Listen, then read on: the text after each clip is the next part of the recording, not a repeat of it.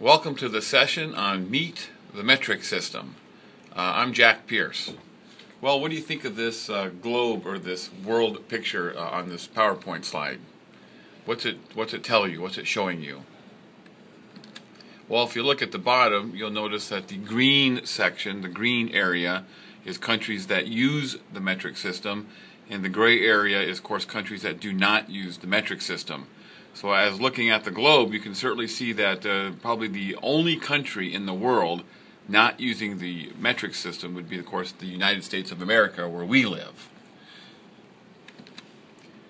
So today's presentation is I just want to give you a little history of the metric system, and I kind of want to show why it's important to be able to use the metric system, especially if all the other countries in the world are using the metric system. So if we kind of look back at the system of measurements, we go back during the 14th century of the measurement, and we find that most measurements were based on body parts. And so if you look at this picture down here, you can see that the foot is being measured with a ruler, and that became the foot during the 14th century. However, the foot that they used during the 14th century, of course, was the length of King Edward's actual foot. And the inch in the 14th century measurement came from the width of a typical man's thumb. And this became known as the imperial system of measurement, or the English system of measurement. So kind of looking at the fact that folks used their body parts to base measurements on, what really is wrong with this system of measurement?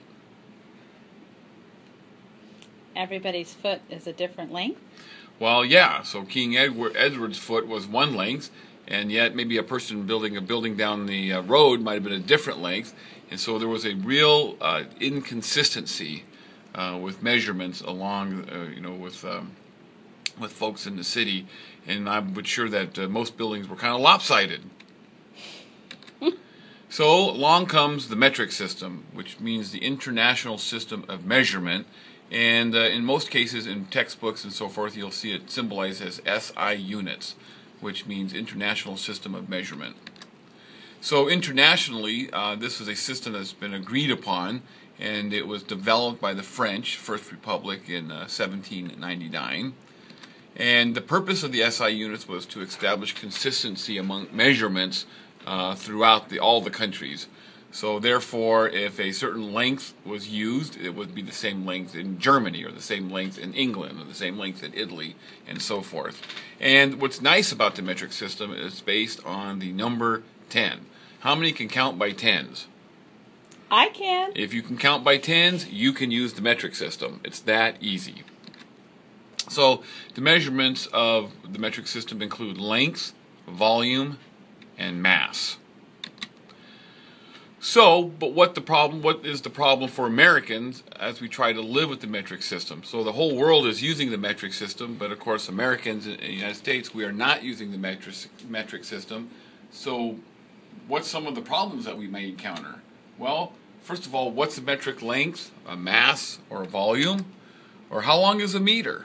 If you go to Italy, they know, but in the United States, we don't. What's a meter equal to? Well, that becomes a problem because now folks in the United States are trying to think about other measurements that they're used to in the English system, in the imperial system, and then they're going to try in their brain mentally match it to what the meter is.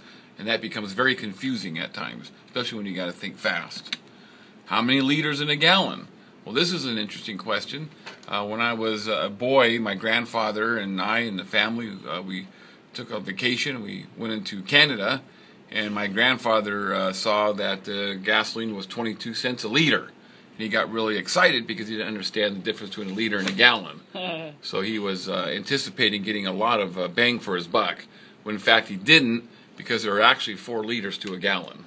So in fact, gas was more expensive in Canada than it was in the United States at the time. 88 cents a gallon. Yeah, but it was more expensive in Canada. And so my grandfather was quite disappointed. Until someone had to show him about the metric system. What's larger, centimeter or inches? Again, folks have got to try to make this mental conversions. Did I run the 5K or did I run the 3 mile? You realize that they're both the same. So again, the metric system is important to learn.